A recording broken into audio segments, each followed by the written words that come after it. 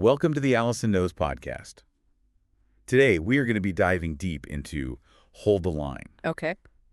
It's the memoir of Michael Fanone, former D.C. Metropolitan Police officer who defended the Capitol on January 6th. Right. So this book, it's not just about, his experience on that day. Right. But it's also about his whole journey to becoming a cop. Uh-huh. His experiences on the streets and his perspective on, the need for police reform. And what's so interesting is the way that he kind of got to law enforcement. Yeah. It wasn't a straight line. Yeah, it wasn't expected. No, not at all. He went from being an elite prep school dropout to working construction. Right. And then finds his calling as a cop.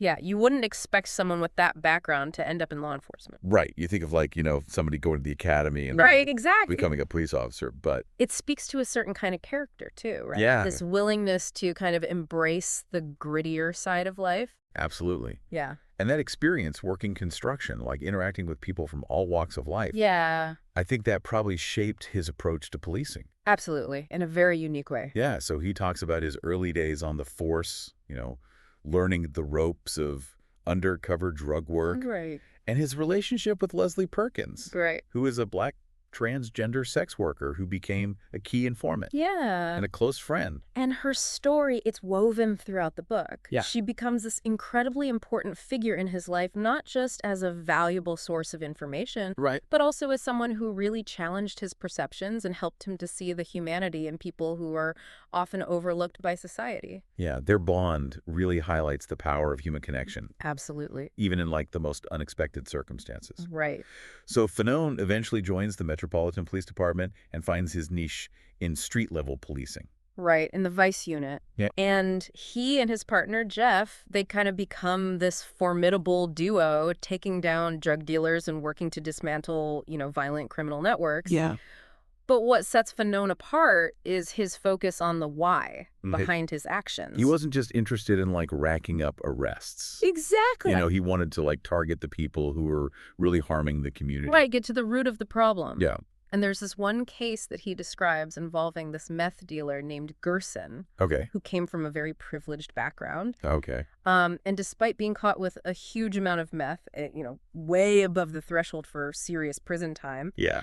Gerson ended up receiving a relatively light sentence. Wow. And this becomes a real turning point for Fanone. Yeah, I could see how that would be. Because it highlights the disparities that he's seeing in the criminal justice system. Right. He contrasts the leniency shown to someone like Gerson, who was white and well-connected, Yeah. with the much harsher treatment that he often witnessed for black defendants facing similar charges. And it fuels his growing frustration Absolutely. with the system's focus on quotas and statistics. Right, because he believes that leads to an emphasis on quantity over quality. Yeah. Right? It encourages officers to make a ton of low-level arrests instead of going after the bigger fish. Right.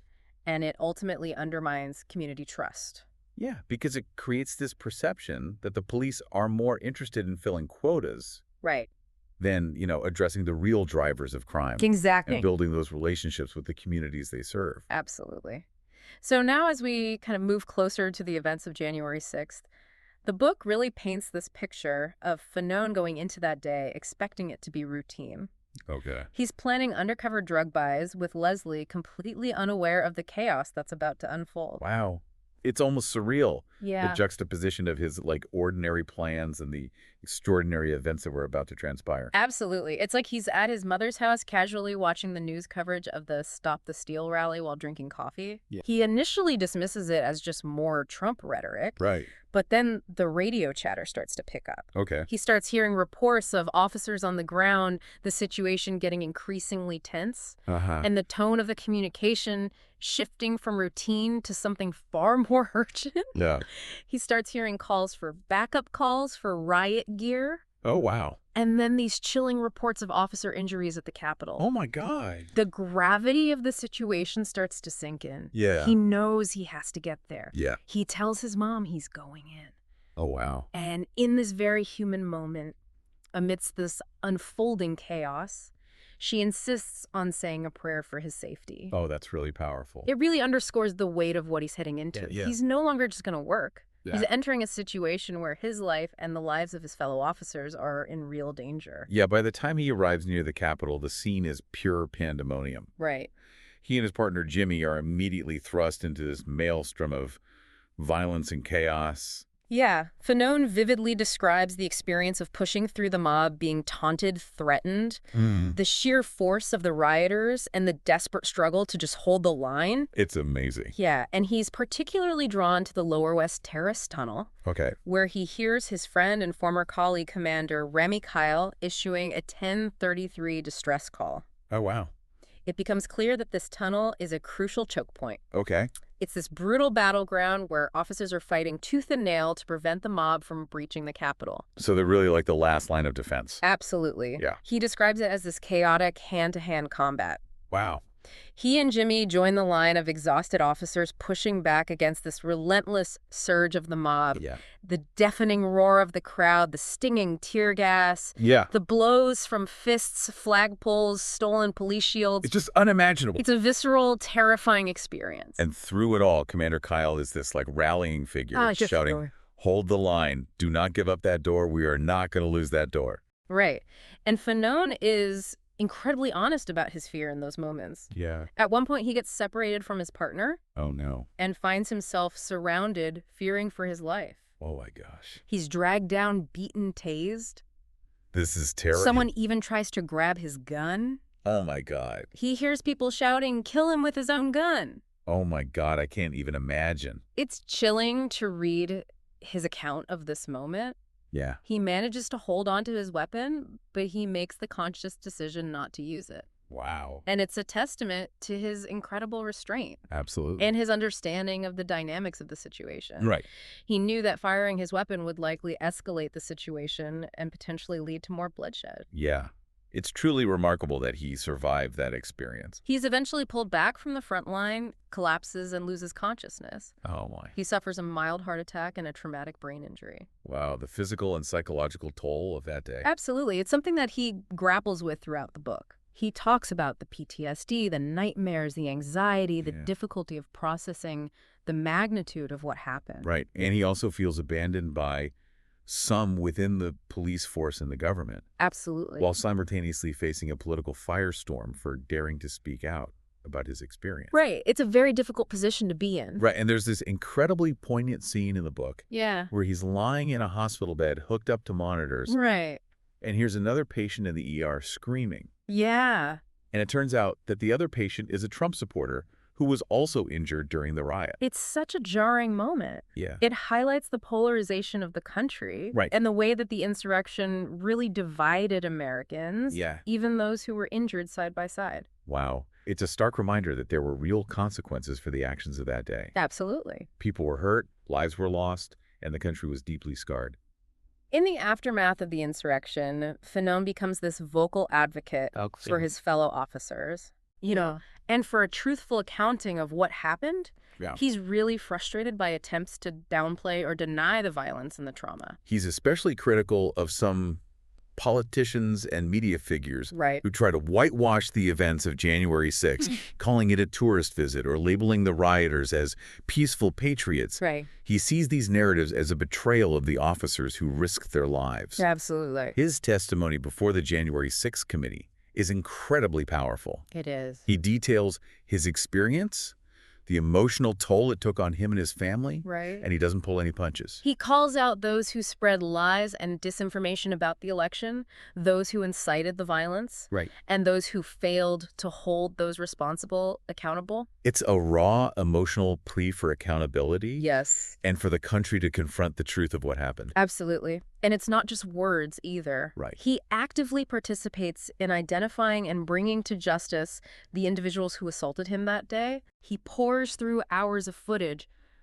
helps track down suspects, and provides evidence to the FBI. It's amazing how he's able to channel his anger and trauma into this pursuit of justice. It speaks to his determination to ensure that those responsible are held accountable, not just for his own sake, Right. but for the sake of the country and the rule of law. And while he's finding some measure of justice in holding his attackers accountable, he's also facing a backlash from within the police force. Right.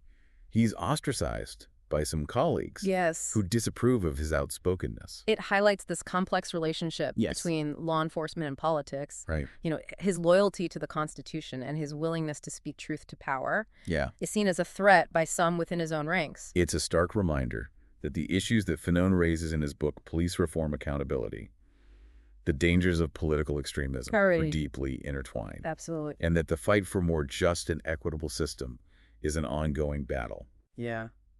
And his meeting with the police union leadership is particularly revealing. Oh, really? He goes in hoping to advocate for better support for officers who are struggling with the trauma of January 6th. Yeah. But it doesn't go well. Oh, no. He's met with resistance, even hostility. Wow. It's a very disillusioning experience for him. It's heartbreaking because he goes in there with this genuine desire to help his fellow officers to ensure they get the support they need.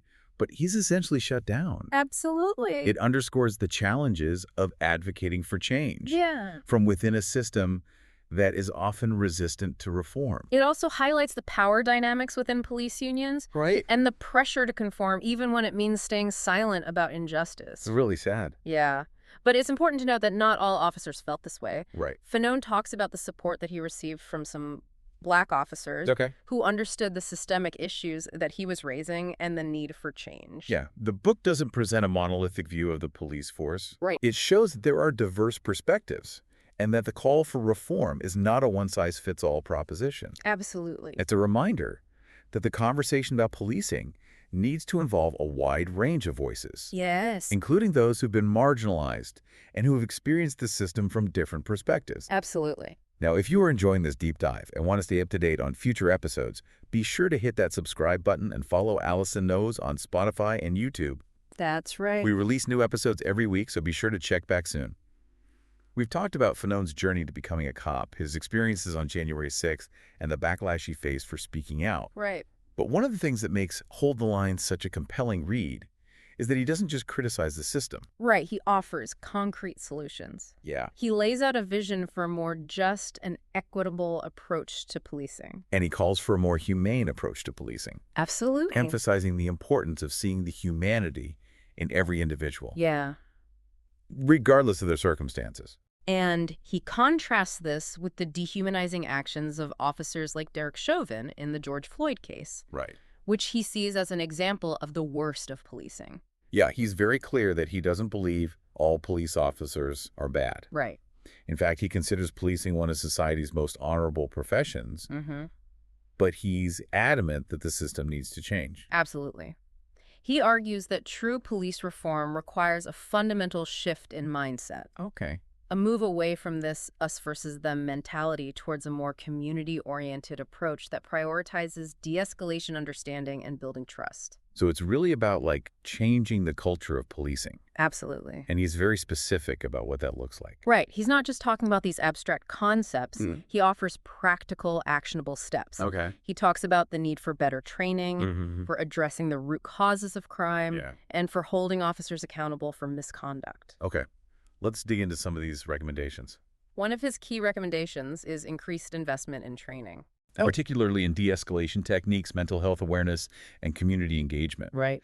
He believes officers need to be better equipped to handle the complex challenges they face on the streets rather than resorting to force as a first option. And he uses his own experiences to illustrate how inadequate training can have devastating consequences. Absolutely. He talks about the lack of focus on de-escalation techniques, the overemphasis on firearms training, and the need for a more holistic approach to preparing officers for the realities of the job. He also highlights the psychological toll that policing can take on officers. Yeah. You know, he's very open about his own struggles with PTSD and the lack of support that he received from the police department. It's a really important issue that often gets overlooked. Absolutely. We ask so much of our police officers, and yet we often fail to provide them with the support they need to deal with the trauma and stress they encounter on a daily basis. Right. Another key point Fanone makes is the need to shift the focus away from arrest quotas and toward addressing the root causes of crime. Yeah. He believes that by tackling issues like poverty, addiction, and lack of opportunity, we can create safer communities for everyone. He argues that the current system, with its emphasis on arrests and convictions, often traps people in a cycle of crime and punishment. Absolutely. Instead, he advocates for a more preventative approach, one that invests in social programs and community resources to help people break free from that cycle. And he also talks about the importance of community engagement. He believes that by building relationships with the communities they serve, officers can help reduce crime and improve public safety. Right. It's not just about showing up when there's a problem. Right. It's about being present in the community. Absolutely. Building those relationships. And that requires a shift in mindset, though. Yeah. A move away from the warrior mentality that is often prevalent in police culture. Right. It's about seeing the people in the community as partners, not adversaries. Exactly. It's about listening to their concerns, understand their perspectives, and working together to find solutions. And it requires transparency and accountability. Right. Fanone is a firm believer that holding officers accountable for misconduct is essential for building trust and restoring public confidence in law enforcement. He talks about the blue wall of silence that often protects officers who abuse their power. Right. He argues that true accountability requires a willingness to confront wrongdoing, even when it's uncomfortable. Absolutely. It means creating a culture where officers feel empowered to report misconduct. Yes. And where there are real consequences for those who violate the public trust. He acknowledges that this is a difficult conversation to have. Oh, yeah. But it's a necessary one. Absolutely. He challenges us to move beyond the simplistic narratives that often dominate discussions about policing. The idea that officers are either heroes or villains. Right. He's asking us to recognize the nuance, the complexity of the issue. To acknowledge that there are good officers who are committed to serving their communities, and there are bad officers who abuse their power. Right. And to hold both of those truths at the same time. Absolutely. And he doesn't shy away from the issue of race. Right. He talks about the history of systemic racism in policing. Yeah. The ways in which communities of color have been disproportionately targeted and overpoliced. Yeah. He calls for a more honest and open dialogue about these issues, one that involves all stakeholders. It's a reminder that the conversation about police reform is not just about changing policies and procedures. Right. It's about addressing deep-seated cultural biases. Yeah. And creating a system that is truly just and equitable for everyone. One of the things that I find so compelling about Fanone's story is his willingness to be vulnerable. Yeah. He doesn't present himself as this perfect cop or a flawless hero. Right. He's open about his mistakes, his struggles, his moments of doubt and anger. It makes him relatable, even to those who might have very different experiences with law enforcement. Absolutely. And it makes his call for reform even more powerful. Right. Because it comes from a place of deep personal experience. He's not just talking about abstract concepts. He's talking about his life, his pain, his hopes for a better future. Yeah. And he's challenging us to listen, to learn, and to be part of the solution. What stood out to me was the way he weaves his personal story together with his call for reform. Yes. It's not just a dry policy discussion. It's a deeply human story about courage, resilience, and the search for justice. He's able to connect with readers on an emotional level to make the issue of police reform feel personal and urgent. Right. He's not just asking us to think about these issues intellectually. He's asking us to feel them. Yeah. To understand the human cost of inaction. And he reminds us that change is possible. Absolutely. It might be slow, it might be messy, it might be full of setbacks. Right. But it's possible. It is. He challenges us to be part of that change, to demand better from our leaders, from our institutions, and from ourselves. His story is a call to action, a reminder that we all have a role to play in shaping a better future. And it's a story that will stay with you long after you finish reading the last page. Yeah. Yeah, it's a powerful message of resilience and hope. He's not just telling us what's wrong. Right. He's showing us like a path forward. A path forward. He's saying, look, I've seen the darkness. Right. I've experienced the worst of it, but I still believe we can make things better. And that belief is contagious. Yeah. It's inspiring. It is. It makes you want to stand up and say, yes, we can do this. We can create a system that is worthy of the sacrifices made by officers like Fanone. He's really challenging us to rise to the occasion. Absolutely. Do the change we want to see in the world. And he's giving us the tools to do it. Yeah. He's providing us with this blueprint for reform. Right. A vision for a more just and equitable future. One of the key takeaways from Hold the Line is that police reform is not just a law enforcement issue. Right. It's a societal issue. It is. It requires all of us to be engaged, to have those difficult conversations, Yeah. to challenge our own biases, and to demand better from our leaders. It's about recognizing that we're all interconnected. Yeah. That the well-being of our communities depends on the well-being of all its members, including those who wear the badge and those who don't. Absolutely. It's about creating a system where everyone feels safe, where everyone feels respected, right, and where everyone has the opportunity to thrive. And it's about understanding that this work is ongoing. Yeah. It's not something that will be solved overnight. Right. It requires constant vigilance, persistent effort, yeah, and a willingness to keep pushing forward even when it feels like we're not making progress. Hold the Line is more than just a memoir. It's a call to action. Absolutely. It's a reminder yeah, that we can't afford to be complacent. right. We can't afford to stay silent. We have to speak up. We have to demand change. And we have to keep fighting for a better future for ourselves, for our communities, and for our country. One of the things that I find so inspiring about Fanone's story is that he's not just talking about the problems, he's offering solutions. He's not just pointing fingers, he's rolling up his sleeves and getting to work. Right. He's a doer, not just a talker. Exactly. And he's inspiring others to do the same. Absolutely. He's showing us that we don't have to wait for someone else to fix things. We can be the change we want to see in the world. And his story is a powerful reminder that each of us has the power to make a difference. Yeah. We can start by having those difficult conversations with our friends and families. We can educate ourselves about the issues and support organizations that are working to promote criminal justice reform. Right. We can vote for leaders who prioritize these issues and hold them accountable for their actions. We can show up at community meetings, participate in protests, and make our voices heard. Absolutely. We can also support the men and women who are working to make a difference within law enforcement. There are good cops out there who are committed to serving their communities with integrity and compassion. Absolutely. We need to support them, encourage them, and amplify their voices. It's about recognizing that the fight for justice is not just about holding bad cops accountable. Right. It's also about supporting good cops and creating a system that allows them to do their jobs effectively and ethically. Fanone's story is a reminder that change is possible, but it requires all of us to be engaged. Yeah. It requires us to step outside of our comfort zones, to challenge the status quo, and to demand better from ourselves and from our society. It's a call to action. It is. A reminder that we can't afford to be bystanders. We have to be active participants in the fight for justice. And it's a message of hope, a reminder that even in the face of great darkness, there is always light to be found. There is always hope to cling to, and there is always a reason to keep fighting for a better future. Hold the Line is a must-read for anyone who wants to understand the challenges facing law enforcement, the human cost of political violence, and the urgent need for reform. It's a book that will stay with you long after you finish reading it. It will make you think, it will make you feel, and it will inspire you to take action.